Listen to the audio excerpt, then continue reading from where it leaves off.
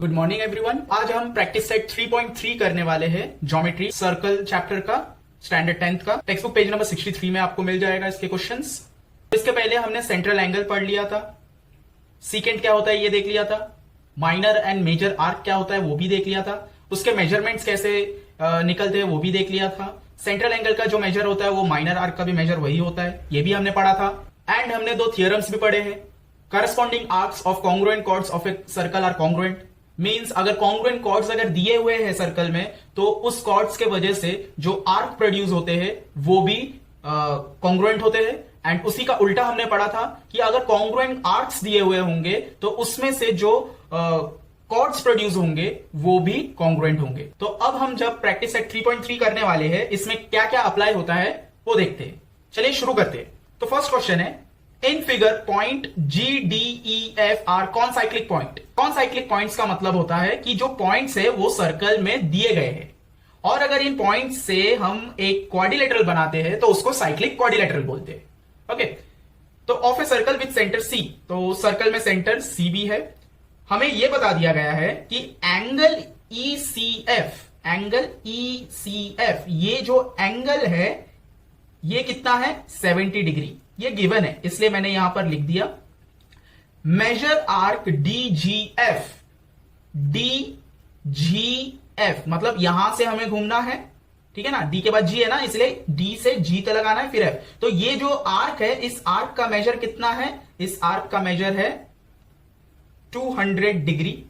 Okay, हमें find क्या करने बोला है, हमें फाइंड करने बोला है मेजर आर्क DE फाइंड कीजिए, DE फाइंड करना है हमें। And major arc DEF means ये पूरा आर्क भी कितना होता है वो भी फाइंड कीजिए। ठीक है, दो आर्क हमें फाइंड करना है।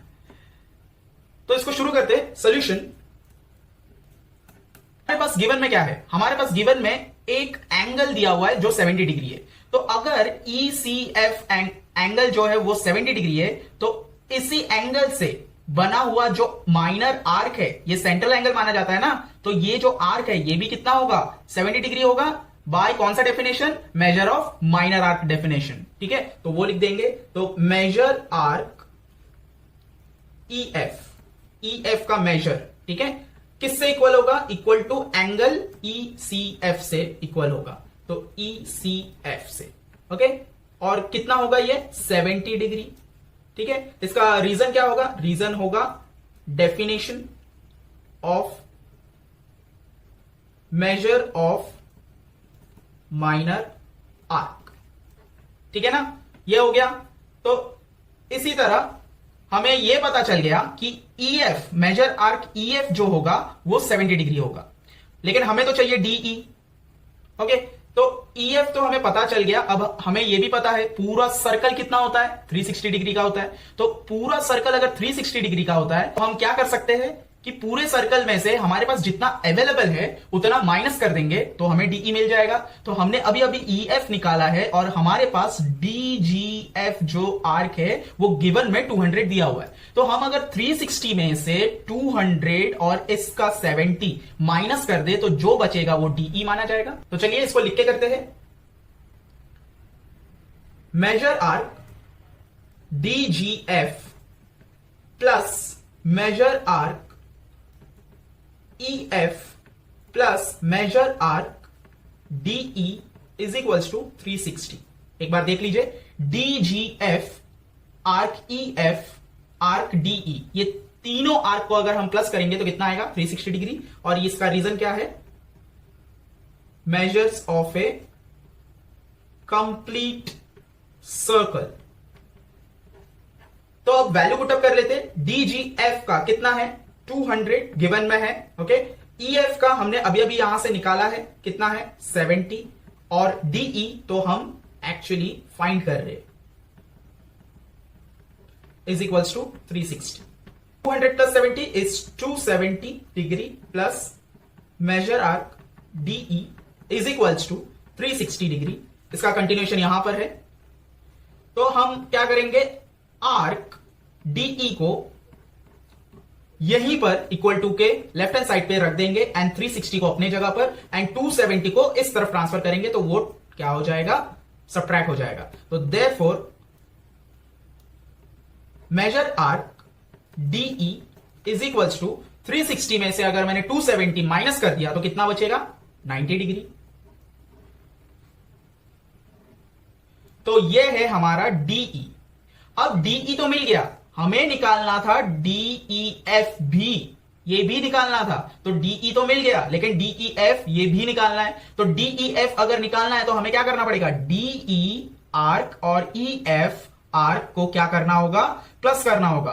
तो अगर हम ये दोनों को प्लस कर देंगे तो पूरा DEF मिल जाएगा, ठीक है ना। तो हम लिखेंगे major arc DEF is equal to, DEF में 2 आर्क है तो 2 आर्क को हम प्लस करेंगे तो उसको लिखना पड़ेगा कि major arc DE plus major arc EF, और इसको हम क्या बोलते हैं, आर्क एडिशन पोस्टुलेट। तो जैसे 2 एंगल के बीच में से एक बाइसेक्टर आता है तो 2 एंगल को प्लस करते हैं तो उसको एंगल एडिशन पोस्टुलेट बोलते हैं। यहां पर 2 आर्क को प्लस कर रहे हैं तो आर्क एडिशन पोस्टुलेट बोलेंगे। तो वैल्यू को पुटअप कर लेते, major arc DEF is equals to, DE कितना है 90 एंड EF कितना है 70, therefore major arc DEF is equals to 160 degree. Okay, समझ में आ गया पूरा स्टेप बाय स्टेप। चलिए सेकंड सम में आते हैं। सेकंड सम में क्या बोला है देखिए, in figure triangle QRS is an equilateral triangle. ये ट्रायंगल जो है ये इक्विलेटरल है। इक्विलेटरल का मतलब इसके तीनों साइड सेम है, तीनों एंगल्स भी सेम है। प्रूफ करना है हमें कि arc RS, QS and QR तीनों एक दूसरे से कॉन्ग्रुएंट है। दूसरा हमें यह प्रूफ करना है कि मेजर आर्क QRS मींस हम ऐसे घूमेंगे तो ये जो मेजर है ये 240 है, ये हमें प्रूफ करके दिखाना है। ठीक है, तो चलिए प्रूफ चालू करते हैं। तो फर्स्ट हमें इसमें गिवन में क्या दिया है कि गिवन में दिया है कि triangle QRS is an equilateral triangle, ये हमें गिवन में दिया हुआ है। ठीक है, तो ये गिवन से हमें क्या पता चलता है कि अगर इक्विलेटरल ट्रायंगल है तो इक्विलेटरल ट्रायंगल के प्रॉपर्टीज हमें पता है, क्या है कि segment, therefore segment RS is congruent to segment QS is congruent to segment QR, होगा कि नहीं। ये तीनों साइड्स जो सेगमेंट्स है ये एक दूसरे से कॉन्ग्रुएंट होंगे। क्यों, क्योंकि ये साइड्स ऑफ इक्विलेटरल ट्रायंगल है, ये इक्विलेटरल ट्रायंगल के तीनों साइड्स है इस वजह से। तो अगर इक्विलेटरल ट्रायंगल के वजह से ये सारे साइड सेम हैं, हमने क्या पढ़ा था कि अगर सर्कल में, याद है ना मैंने आपको स्टिक दिया था सेम लेंथ का, सर्कल में अगर मैंने एक कॉर्ड बनाया 2 सेंटीमीटर का और वही सेम 2 सेंटीमीटर का कॉर्ड एक और रख दिया और एक और रख दिया, तो अगर तीनों कॉर्ड सेम है तो यही सर्कल के अगर ये तीनों कॉर्ड कॉन्ग्रुएंट है, सेम है, तो यही कॉर्ड से बना हुआ 2 इंटरसेक्शन पॉइंट से जो आर्क है 3, वो 3 आर्क भी क्या होंगे, कॉन्ग्रुएंट होंगे कि नहीं, बराबर। तो हम यहां पर ये लिख सकते हैं ना कि arcs of the same circle are equal. जो आर्क है वो सेम सर्कल में इक्वल होंगे, कब, इफ, अगर the related chords are congruent. ये सारे जो आर्क है ये एक दूसरे से इक्वल होंगे, कॉन्ग्रुएंट होंगे, अगर ये सारे कॉर्ड्स एक दूसरे से इक्वल कॉन्ग्रुएंट होंगे तो यहां पर तो जो कॉर्ड्स है वो ऑलरेडी कॉन्ग्रुएंट प्रूफ हो चुका है, तो उसी वजह से हम बोल सकते हैं कि इसके आर्क्स जो है वो भी कॉन्ग्रुएंट है। तो यही रीजन के वजह से हम बोल सकते हैं कि arc RS is congruent to arc QS is congruent to arc QR। ठीक है ना, जिस तरह ये सारे तीनों सेगमेंट कॉन्ग्रुएंट है एक दूसरे से, ये तीनों सेगमेंट कॉन्ग्रुएंट होने की वजह से ये तीनों कॉर्ड कॉन्ग्रुएंट होने की वजह से ये तीनों आर्क भी क्या होंगे, कॉन्ग्रुएंट होंगे। तो हमारा ये हेंस प्रूव हो गया। ठीक है, तो नेक्स्ट में आते हैं। हमें प्रूव करना है कि QRS ये जो आर्क है ये 240 का है। ठीक है, तो अब हमें क्या करना होगा, हमें तो एक्चुअली में पता नहीं है कि ये आर्क कितना है। हमें पता है कि पूरा सर्कल 360 का है, लेकिन ये आर्क कितना है, ये आर्क कितना है, ये नहीं पता। ठीक है, तो अगर नहीं पता है तो हम क्या करेंगे, ये तीनों आर्क को हम x मान के चलेंगे। ठीक है, इक्विलेटरल है ना, तो तीनों अगर इक्वल है तो तीनों को x x x मान के चलेंगे। तो हम यहां पर लिखेंगे major arc RS plus major arc QS plus major arc QR is equals to 360 degree. ठीक है, ये क्यों लिखा, क्योंकि measures of complete circle, complete circle का कितना होता है, 360 डिग्री होता है। तो अब इनके वैल्यू पुटअप करेंगे। हम इनको क्या मान के चल रहे थे, इनको x मान के चल रहे थे, तो वो लिखना पड़ेगा एक बार कि let the measures of all the arcs be x। तो यहां पर हम लेंगे x plus x plus x is equals to 360 degree. तो 1x plus 1x plus 1x कितना होता है, 3x।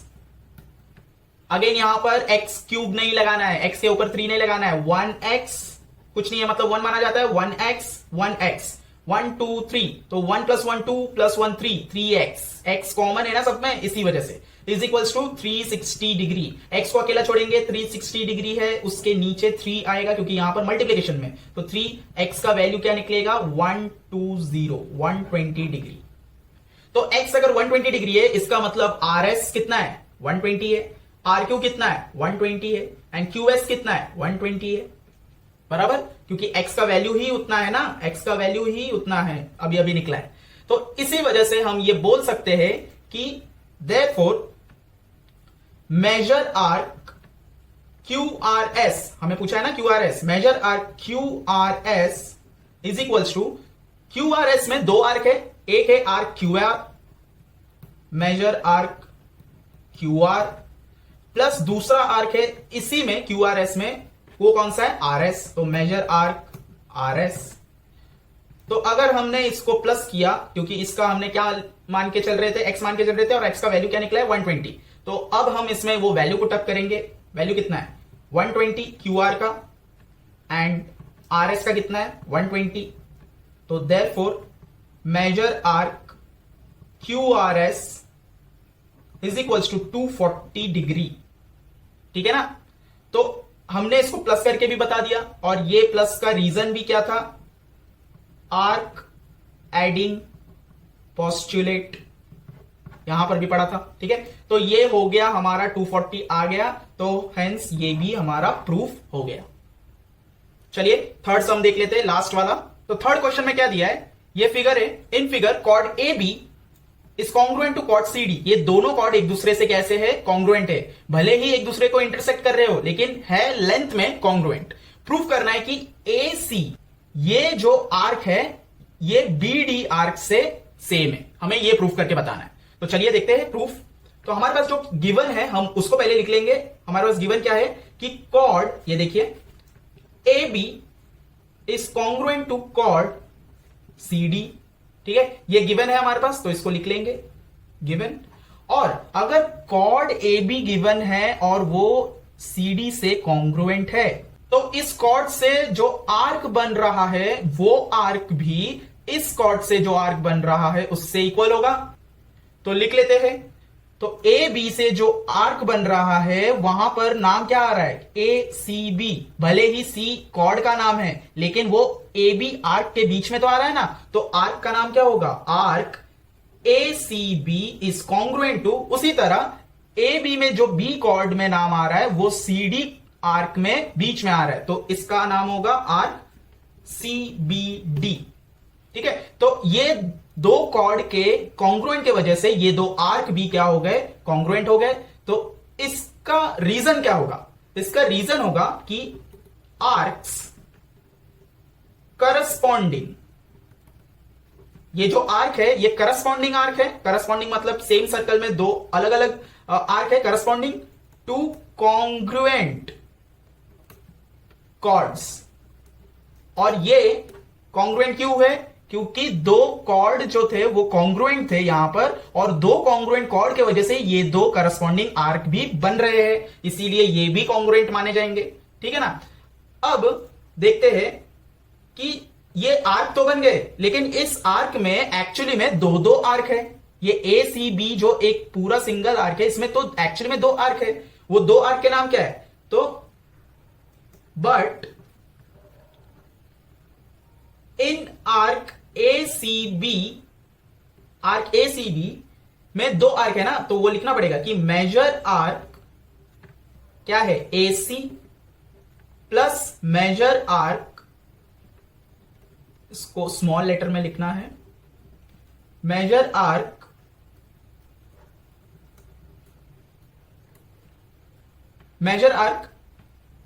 C B.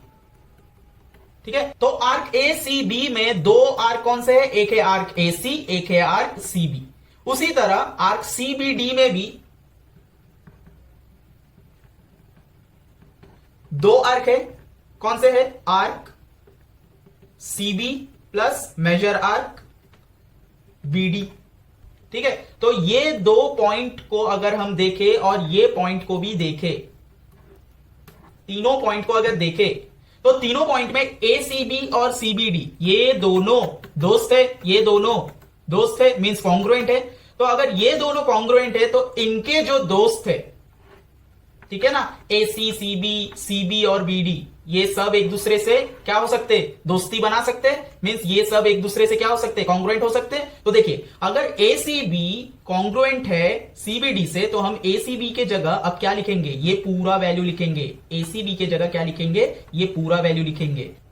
तो फ्रॉम 1, 2 एंड 3 ये तीनों पॉइंट से हमें यह पता चला कि major arc A C B is congruent to major arc C B D में इसका वैल्यू ये है, तो उसको लिखेंगे यहां पर major arc A C plus major arc C B, congruent बीच में साइन है। अब सीबीडी का लिखेंगे वैल्यू क्या है? Major arc C B plus major arc B D. समझ में आया आपको कि ये दोनों के जगह पर हमने इनके वैल्यूज जो निकले हैं angle addition postulate, sorry arc addition postulate से जो निकले हैं वैल्यू, उस वैल्यू को हमने यहां पर पुटअप कर लिया। अब अगर हम देखें ये अगर कॉन्ग्रुएंट है तो इसको हम इक्वल भी बोल सकते हैं।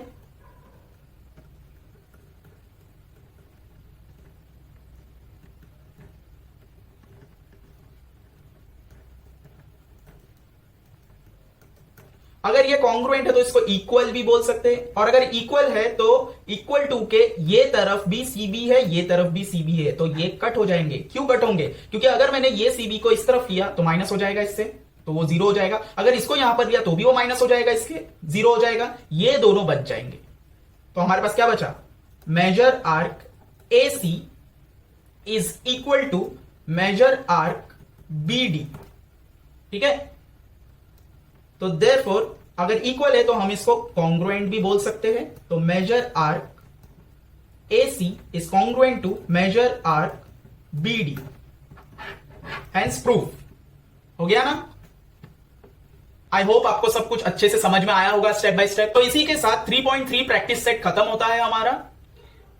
आपको वीडियो पसंद आए तो लाइक कीजिए, शेयर कीजिए, चैनल को सब्सक्राइब कर लीजिए, ताकि इसके बाद जो और भी थियरम्स है और आगे के जो एक्सरसाइजेस है उसके जो वीडियोस आए तो आपको नोटिफिकेशन मिलता रहे।